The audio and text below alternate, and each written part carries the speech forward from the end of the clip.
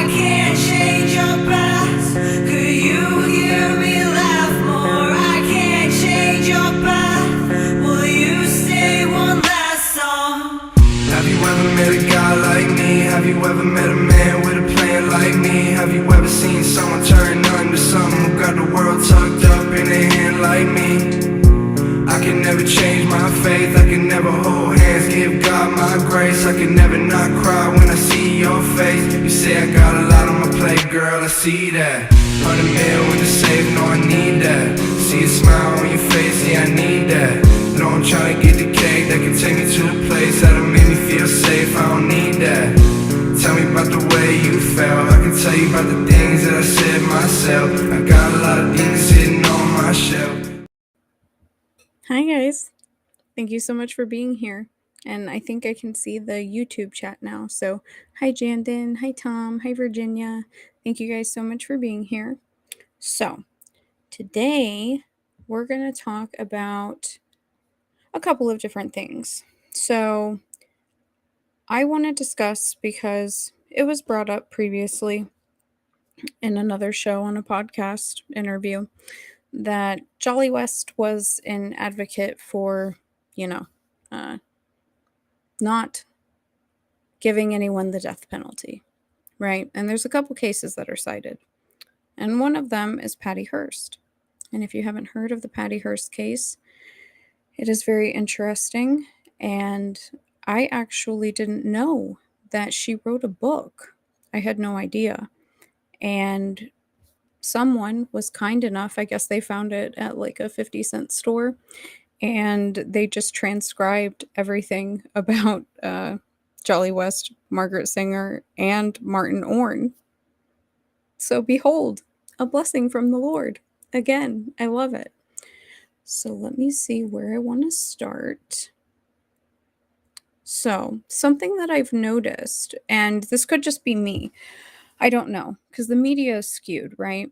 So with the Patty Hearst trial and her whole, kidnapping, brainwashing, bank robbery case, they leave a lot out about Mr. DeFreeze and Vacaville.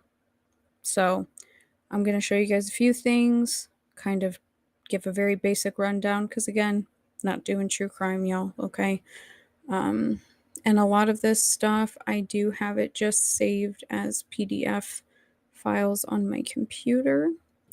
So let's see. But I have a really nice archive right here. Let me see if this is going to let me zoom out. I don't think it's going to. All right, so let me pop back here. Okay, so I'm going to show you guys this newspaper archive. Okay, so this is from the Los Angeles Times, October 13th, 1977. And look at what these spooky doctors were doing in Vacaville. The CIA conducted 3 top-secret experiments on more than 300, I'm going to insert quote-unquote volunteer convicts. I don't believe them, but that's just my opinion. At the California Medical Facility here in the 1960s. And according to the superintendent of the Vacaville prison, neither the prison nor the inmates knew the experiments were financed by the spy agency. Okay. A test in 1967 to 1968 of the learning abilities of 50 or 60 nearly illiterate prisoners who were given a drug, Silert, a central nervous system stimulant sometimes used to treat children with brain damage, administering tranquilizers to 150 prisoners in 1968 to test an antidepressant, and testing thyroid functions of 124 prisoners between 1962 and 1966. Apparently, they felt the need to clarify that no drugs were used in this test. I also do not believe that, but that's just me. They also said this drug Silert was administered in smaller than normal doses and had no effect on the learning abilities of the men that it recorded. And they do at least admit right here that this is all from MK-Ultra. And yes, MK-Ultra is the umbrella program, which covers Artichoke and Bluebird, which I covered in my last episode. So, I've hopefully made it very clear that I do not trust anything that the CIA or anybody that they are getting money from says. And I think that that's very fair. I don't think that we have any reason to, quite frankly. So, let me pull up, just so in case you guys don't know who Patty Hearst is, I really don't want to go too much into her, but it is interesting because we're going to go back to Vacaville because that seems to be really left out. And I find that really interesting that they don't touch a lot on what went on at Vacaville and the Siberian Liberation Army. That was who she joined. I'm going to show you guys. And then all of these false memory syndrome foundation board members being professional witnesses at her trial. So I'm going to kind of lay out the argument that I think that they were trying to cover their tracks. But I'll show you guys why. So let's take a look at Miss Patty Hearst really quick. And here she is. Okay. So this was an article from the Smithsonian, but I just saved it as a PDF.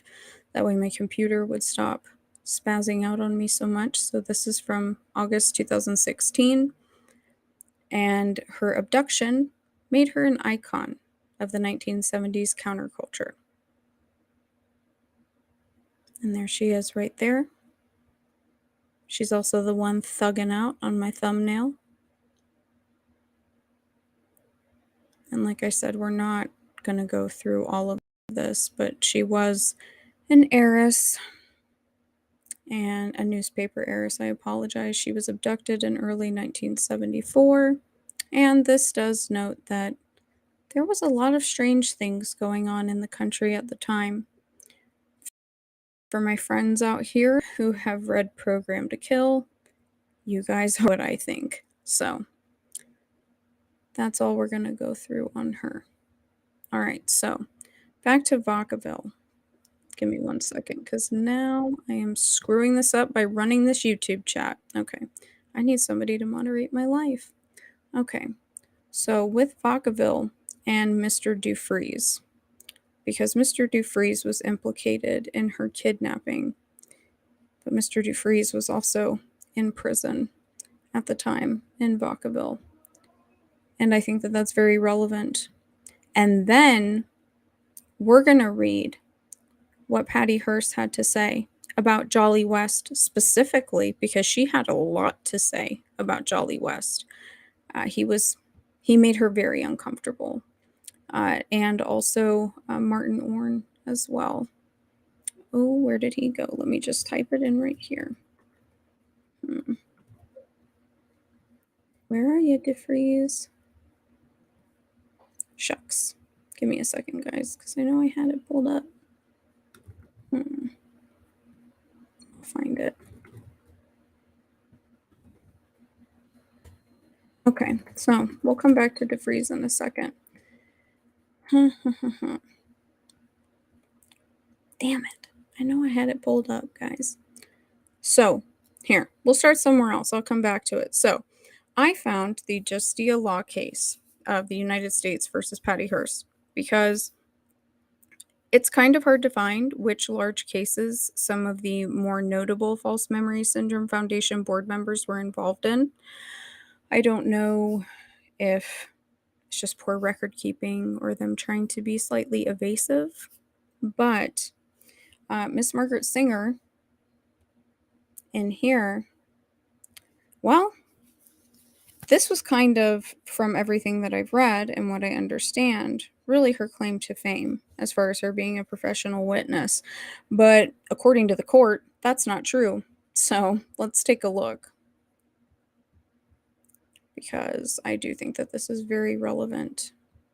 I think that these people's positive impact, quote unquote, on the psychiatric community has been greatly overstated, and their, what I would argue, crimes not discussed enough.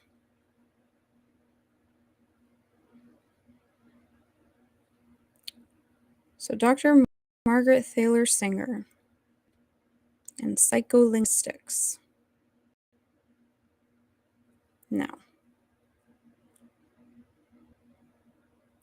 I want to show where they pulled out.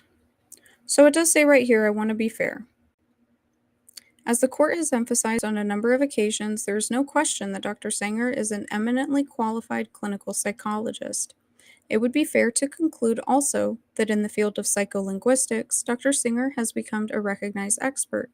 She has been the recipient of much praise and admiration for her pioneering work in this developing art. It is the state of the art itself, however, and not the qualifications of Dr. Singer that dictated the ruling with respect to this testimony. And again, I don't like reading legal record, but this is very important. So right here.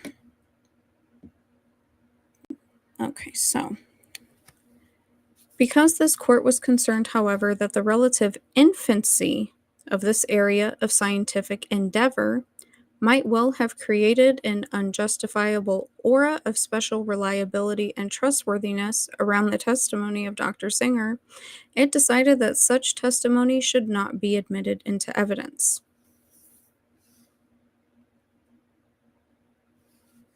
And again, I'm not going to sit here and read all of this.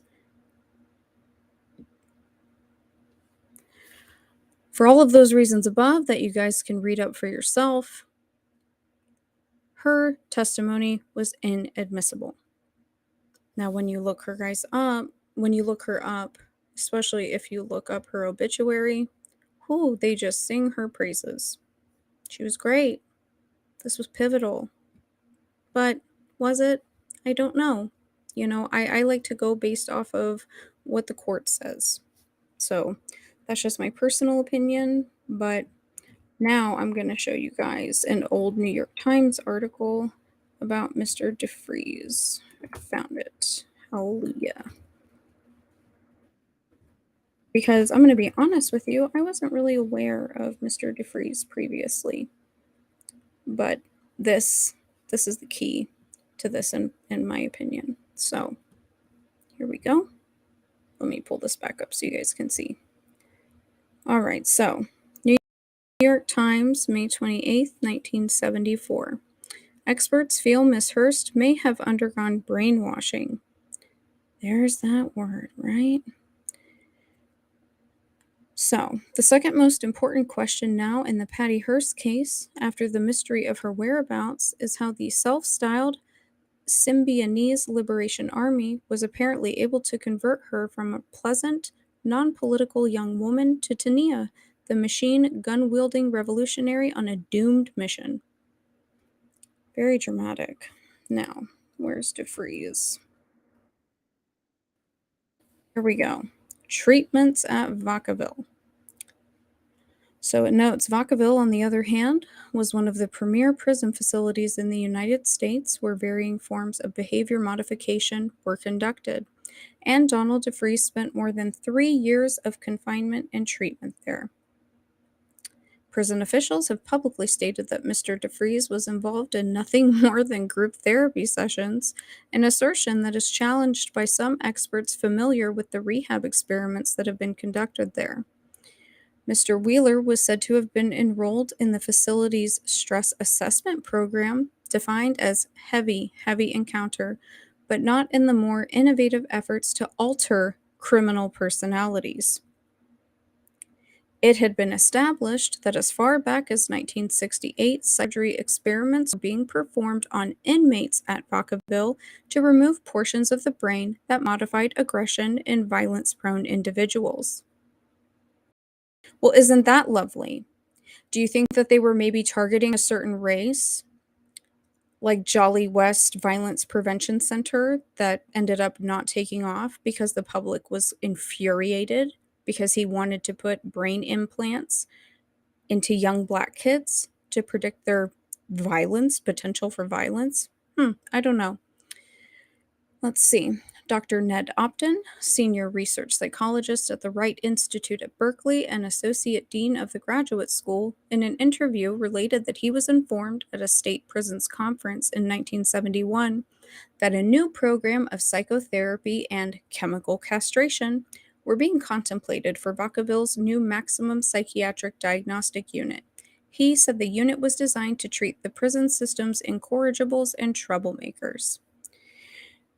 Doesn't really sound like group therapy to me, but what do I know? In addition, Vacaville routinely used aversion conditioning techniques to control behavior, principally through programs using electroshock or chemotherapy. In the first instance, the subject is given a small shock to condition behavior.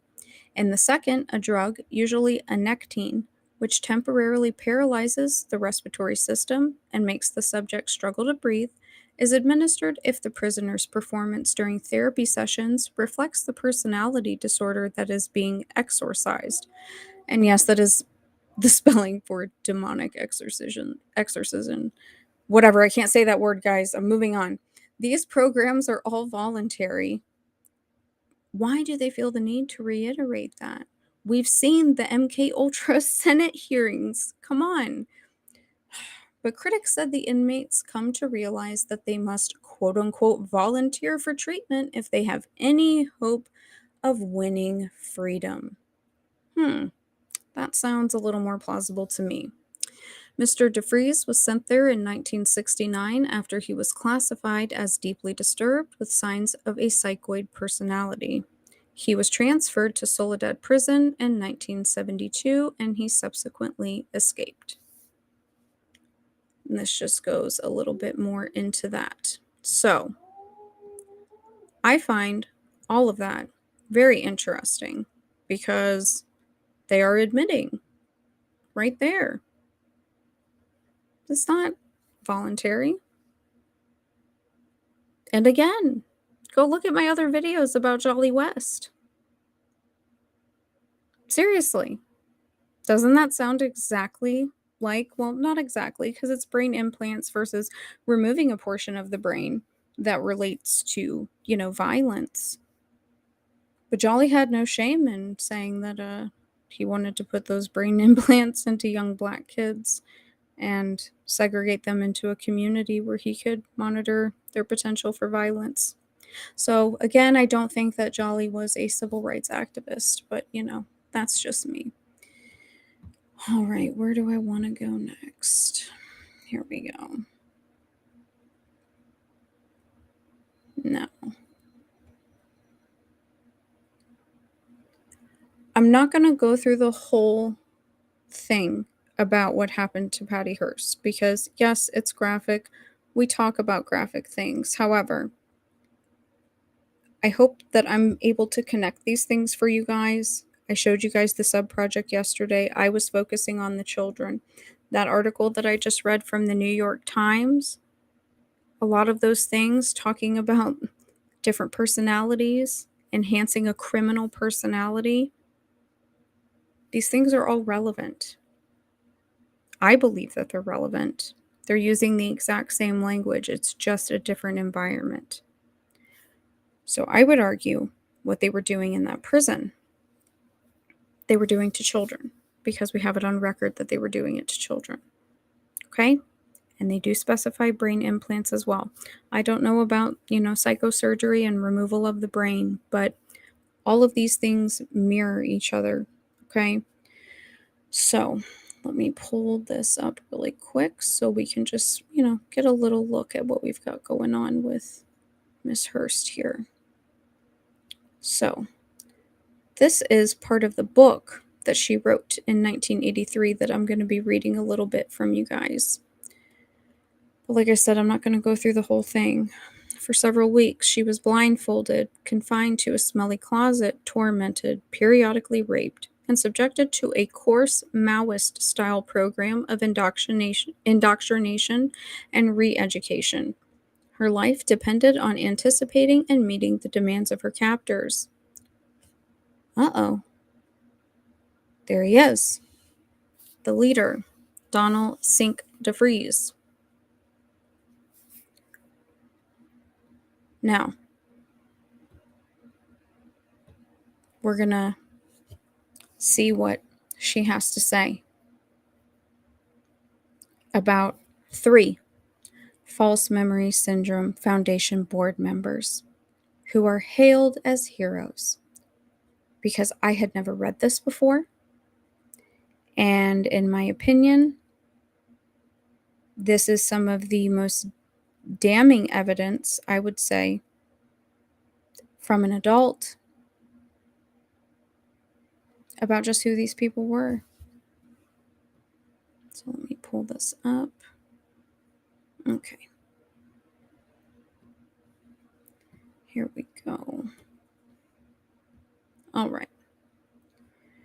So you guys can see right here, Every Secret Thing, written by Patricia Campbell Hearst. And this was published in 1982. And this person notes that they found it for 50 cents. I love a good cheap book find. So, page 375. When the first of the psychiatrists came to see me on September 30th, 1975, just 11 days after my arrest, I simply crumpled under his scrutiny. I cried, murmuring and mumbling out replies that were not answers to his questions. He thought I was refusing to cooperate with him. This was Dr. Louis Joylin West, chairman of the Department of Psychiatry at UCLA, director of the Neuropsychiatric Institute, psychiatrist-in-chief of UCLA Hospitals, a licensed doctor, chairman of the Council on Research and Development of the American Psychiatric Association, psychiatric consultant to the Air Force, author of books and studies on prisoners of war, an internationally recognized expert in his field. I thought he had a creepy, hypnotic voice, a tall, heavy-set man who appeared to be kindly. I suspected, jolly, of being too smooth and too soothing to be trusted. Very interesting. Moving on. Dr. West, I thought, was inordinately interested in the sex that went on within the SLA, particularly in the lesbian relationships. He seemed to think free sex was an integral part of the cell, and I could sense that he simply did not believe me when I told him the comrades were more devoted to combat drills and training for the revolution than to sex. But then, even eminent psychiatrists have been conditioned to certain stereotypes which they take for granted. This part's going to get real rough, guys, so. Dr. West also ordered a complete physical checkup for me at Stanford University Hospital. And if you guys don't know, a lot of unethical experiments. Seriously, Stanford. Stanford and Johns Hopkins are a real problem, in my opinion, but moving on. The gynecological examination was positively brutal, and by the end of it, I was in hysterics, sobbing as I writhed in pain. When they led me to another room and attempted to sedate me in order to shove some electrodes up my nose for an electroencephalogram, fear overwhelmed me. I didn't know what they were trying to do.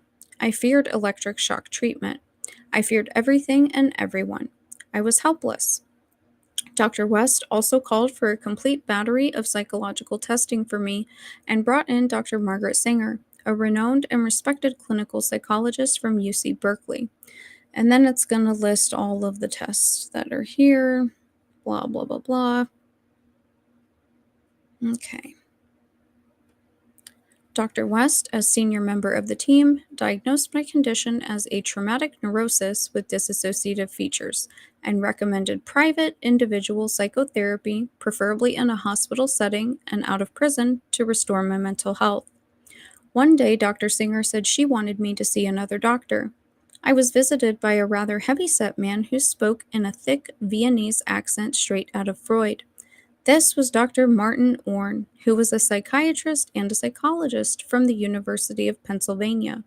For hours over 2 separate visits, I went over my whole story again for him, except that Dr. Orne frequently seemed to misunderstand me.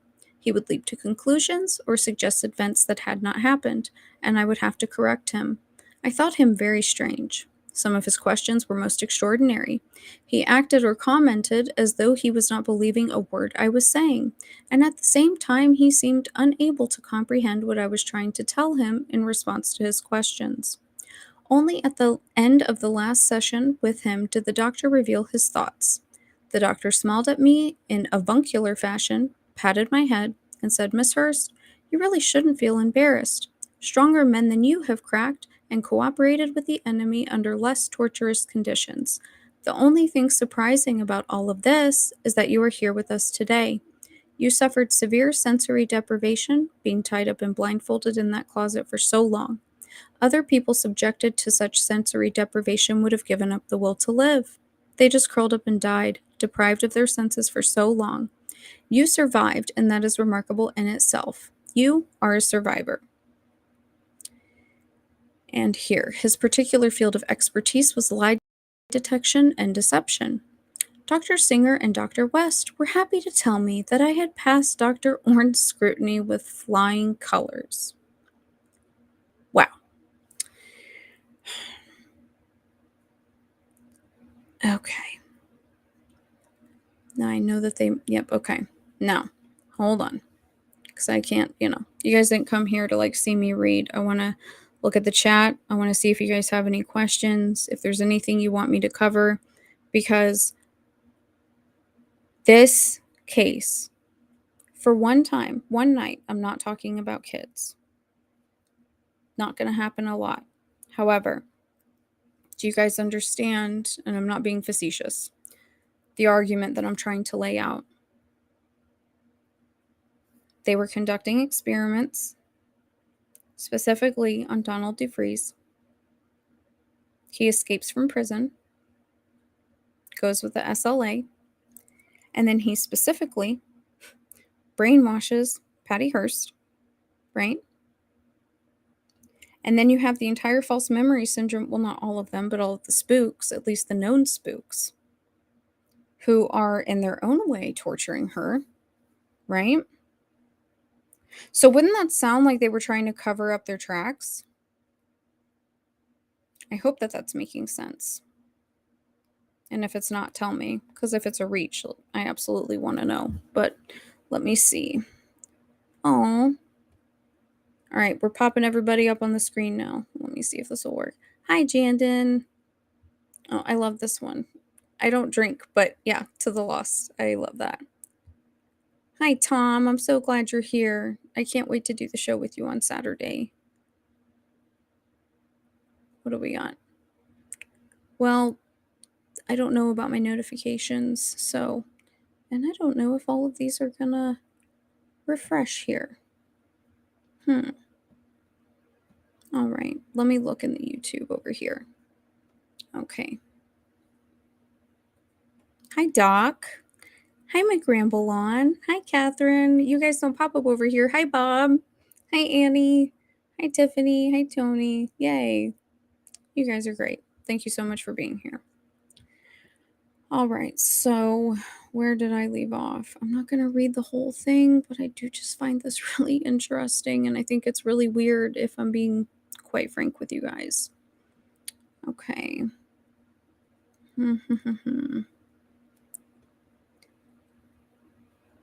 Now,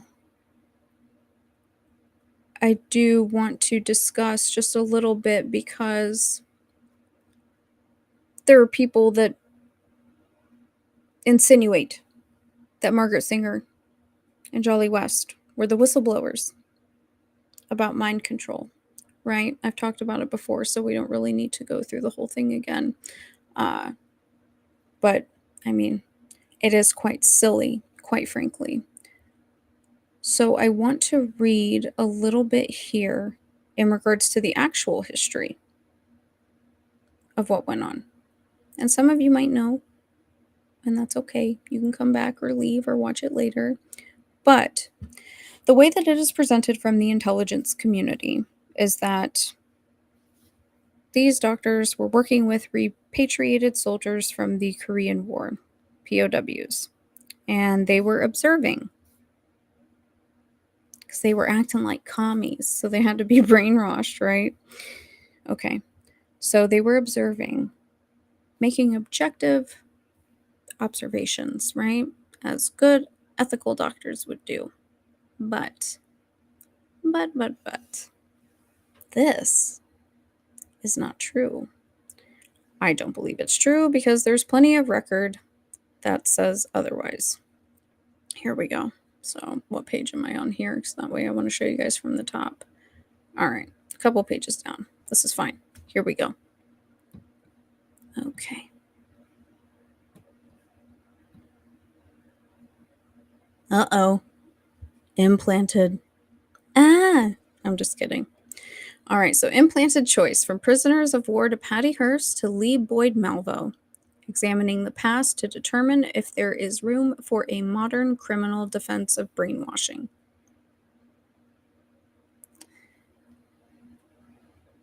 We're obviously not going to read through this whole thing, but this paper is very well done, and I really enjoyed reading it.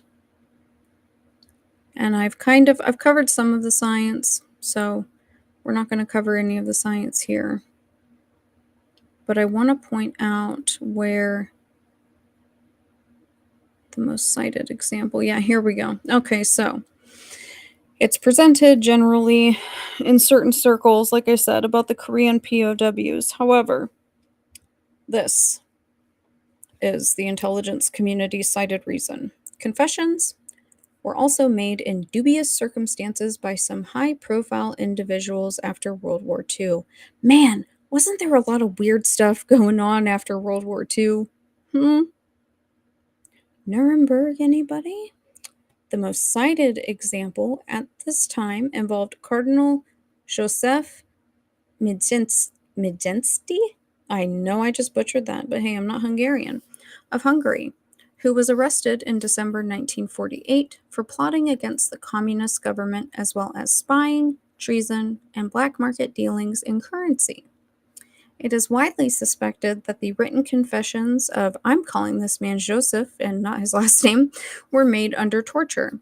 However, when brought to a public trial in February 1949, he confessed to being an American spy, a criminal, and a host of other illegal activities. The most shocking part was that he seemingly confessed of his own volition, making no protestations of his innocence and cooperating fully with his accusers. History has shown that he was tortured into submission to the extent that thoughts may have been implanted. It has been noted that the non-communist Western world, astounded, sought credible explanations. Many questioned how a powerful, educated figure could be transformed to falsely confess to such crimes. Yeah, this is why we started doing this. Well, I mean, technically we were doing it even before this under the OSS, but people don't like to talk about that. Let's continue. The recognition of brainwashing slowly developed at this point in time until it was formally identified by Edward Hunter, an American journalist and CIA operative, in 1951. Hunter was a pivotal figure in the history of brainwashing, as he was the first to popularize the term, which was coined in his article, Brainwashing Tactics Force Chinese into Ranks of Communist Party, and that was published in the Miami Daily News in September 1951. And this just kind of goes through all of this history of the actual reason why we started MK-Ultra. And if anybody doesn't know, the MK in MK-Ultra is German abbreviation for mind control. And let me see, because there was one other thing that I wanted to show you guys from this article. Maybe a little bit further down. Sorry, guys, 1 second.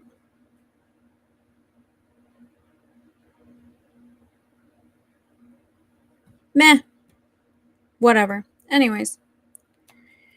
So, There was a point in that article later on where they note that the propaganda had worked very well, and so people were very scared. You might know of the Red Scare. I would argue that we're going through that right now.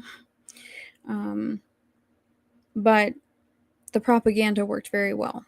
And so that was, the justification for the Cold War, right? Keep the big military machine burning. So let's move on.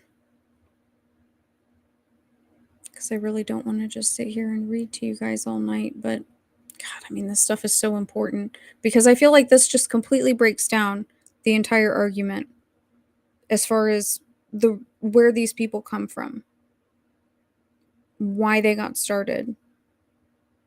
They were not in this field for ethical reasons. And why were these people allowed around children? That is ultimately my question. I want to know.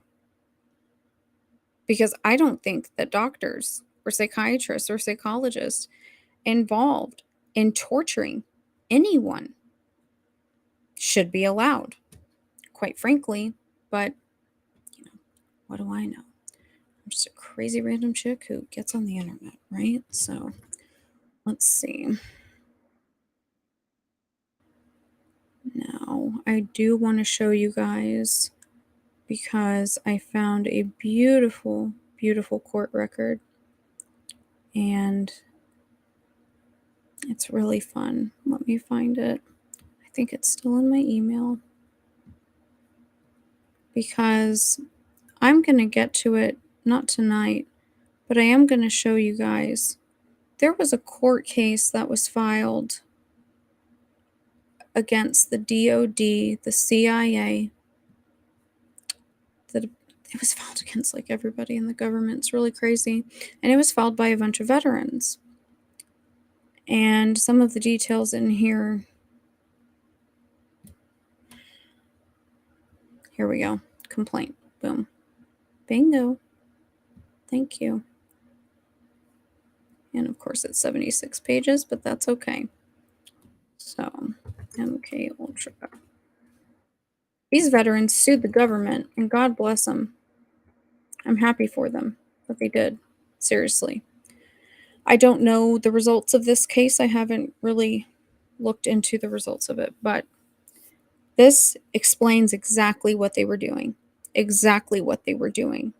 So we're not getting the mouthpiece. That scientific article accurately noted that the term brainwashing was created by a CIA operative who was also a journalist.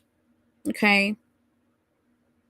Which literally instilled fear via propaganda to allow these sociopaths to do all of this stuff. Right? I think that's a fair statement to make. I think that history would agree with me. And I know that there's other people that agree with me. But we're going to dig through this list because I've made it very clear that I have very strong feelings about how our veterans are treated in this country.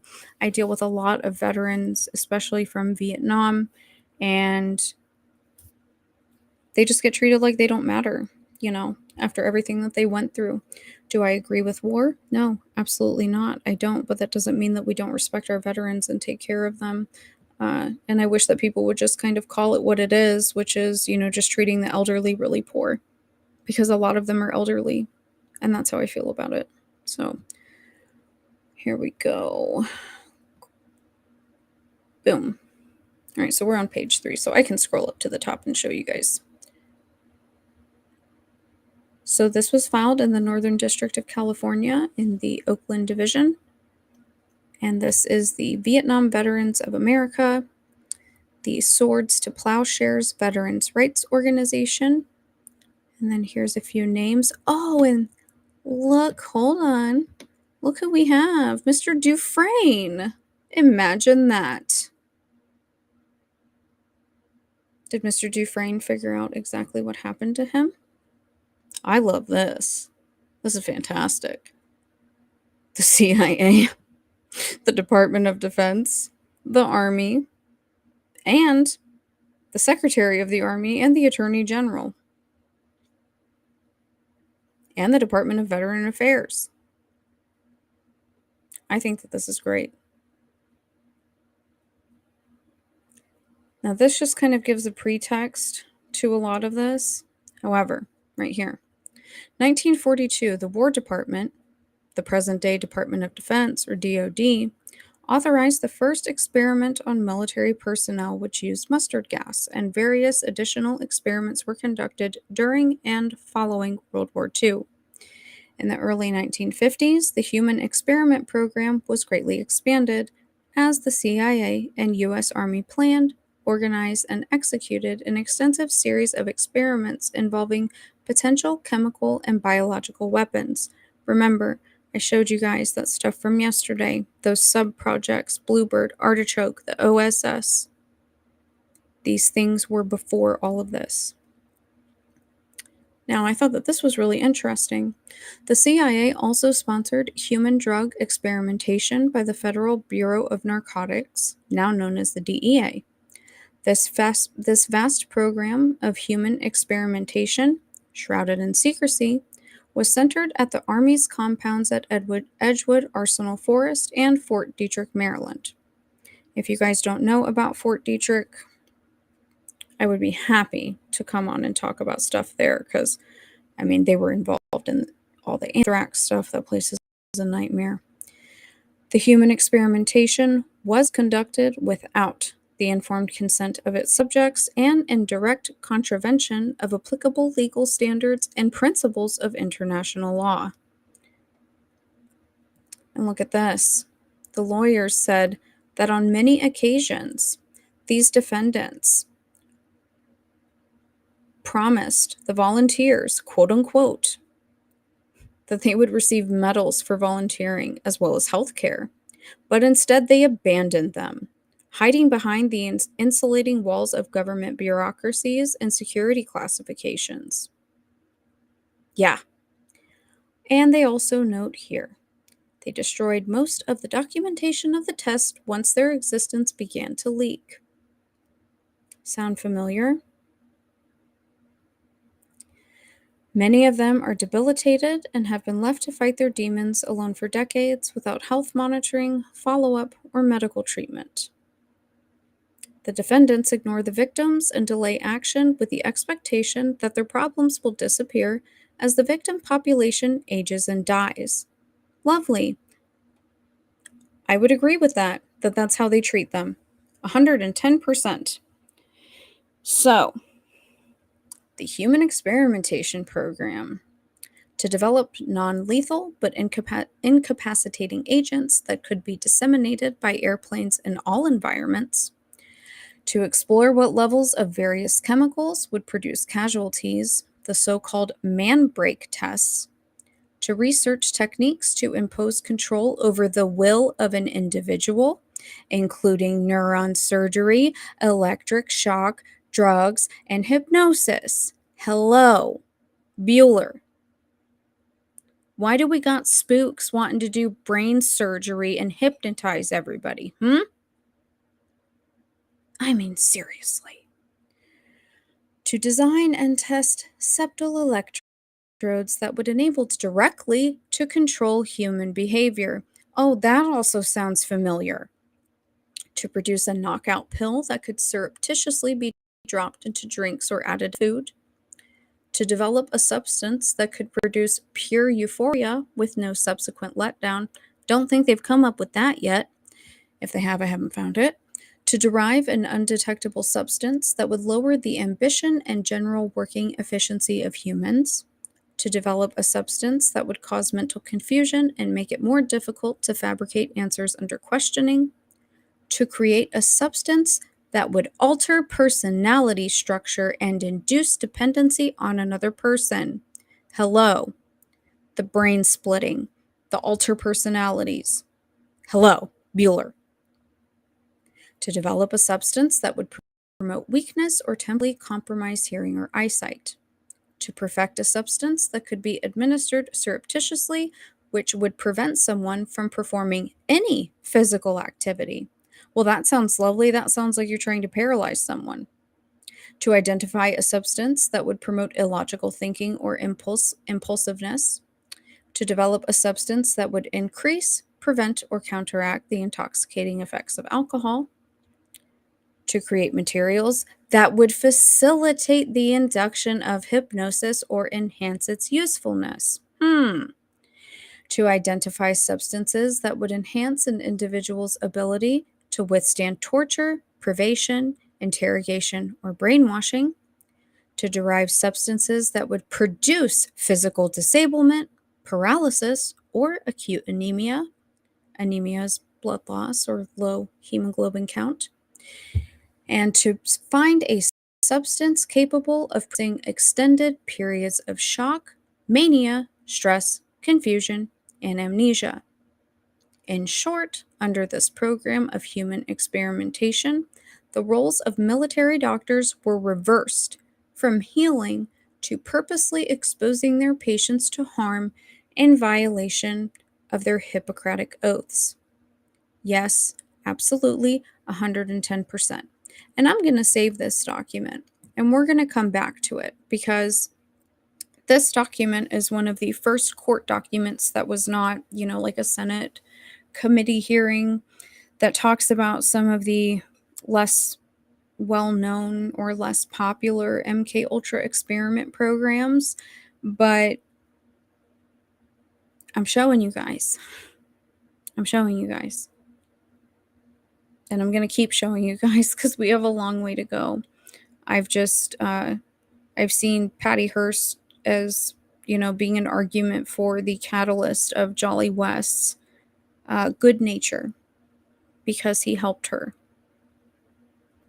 She seems to think very differently, quite frankly. She seemed very scared of him. And I'm not going to sit there and I'm not going to read all of that, but I'll toss it into the Google document because that is posted in the community area on my YouTube because it's really, really long. And Martin Orn is still getting his own episode. But I hope that I've given you guys some stuff to think about. Like I said, I don't know. I don't know. This is all, the more that I dig into this, as far as, what our government's willing to do. And again, this isn't political, guys. It's not political. So I'm not even going to broach that topic. But it's what they're willing to do. Now, we get mad about the adults, right? Like, I get mad because I love my vets and I believe in respecting the elderly. They deserve it. They've put up with everybody's crap for that long. The least that they can get is, to be treated like a human being. And they're so smart and full of knowledge. And they're usually pretty funny. Except for when the sun goes down, then they turn into like dementia demons sometimes. But that's okay. But this is also what they were doing to children. So shouldn't that infuriate people more? I mean, seriously.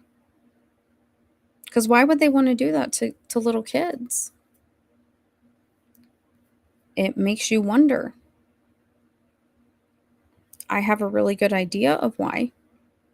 And I don't like it. For various reasons. But I think that the Patty Hearst trial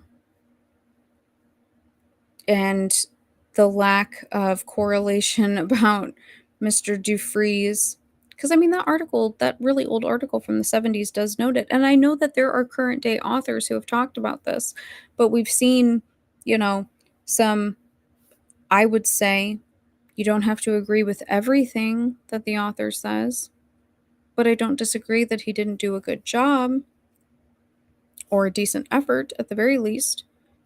Some of these authors get discredited or trashed. And so a lot of people don't know about these things because it's not really mainstream, right? So this is just looking at everything. Because I told you guys I'm going to continue to, connect the dots. We don't have to see these people in photographs together to make the argument that they were associated. However, we have Patty Hearst writing in a book about her experience with 3 members of the False Memory Syndrome Foundation. And one of those people, Mr. Martin Orne, was in the Human Radiation Experiments Committee. Testimony about children being sexually abused, being tortured. And they name Project Bluebird. And they name Project Artichoke. And this was in the 90s. This testimony. These are kids who they said that this was done to them for 10 years. These are the same people. So what I think is that these criminals, because I wouldn't say that they're doctors or psychiatrists or psychologists, because they violated their oath the second they started doing this stuff. They just had the protection of very powerful and important people within the government and the intelligence community. I think maybe it was this case. I don't really know. You know, we have this weird uprising in cults. And I'm going to talk about Jonestown because Margaret Singer was heavily involved in testimony at Jonestown. So we'll get to that at some point. But I think that these people flocked to the pedophile charity, the False Memory Syndrome Foundation organization, not only because they were directly involved in the sexual abuse of children through their mind control program. That's all testimony. That's government testimony in the NSA archives. That's not me speculating. But they saw an opportunity to cover their tracks in every way possible. I hope that I'm making sense. I really do. It's a lot, guys. We got a long way to go because, like I said, there's like a million angles that I can come at this with. But I think that it is important to kind of reflect on what Patty Hearst went through. I truly believe that she was basically the government's guinea pig, and they used her to, show that someone could be brainwashed and just continue perpetuating the whole like fear porn about the commies and cults. Cults specifically, because that was Margaret Singer and Jolly West thing was running the cult circuit, and making everybody scared. They're coming for your kids to snatch them up and take them in a cult. Hide your kids, hide your wife. Yeah, no, people should have been hiding their children from these people. Seriously. I don't know what other way to say it. And I understand that some of these individuals, because I got to talk about Lifton, right? I got to talk about Robert Lifton. He's problematic as well, but I'll make that argument, as well as Stephen Hassan. And I'm going to make that argument too, because I think that this is all just a big circle, a big incestuous circle of criminals covering up their tracks, saying that they're the authority on things and saying that they're so smart and that they're experts. But when you look at the court records, that's just not the case for any of them. So we got a long way to go, guys. Thank you so much for being here. And I'll probably stream tomorrow. If you have something you want me to cover, let me know, because I said that we could kind of like take a break in between these things. I could do more paperclip. We could get a little clippy with it. If not, I'm just going to keep doing this. So thank you guys so much. And I will post that link in the community.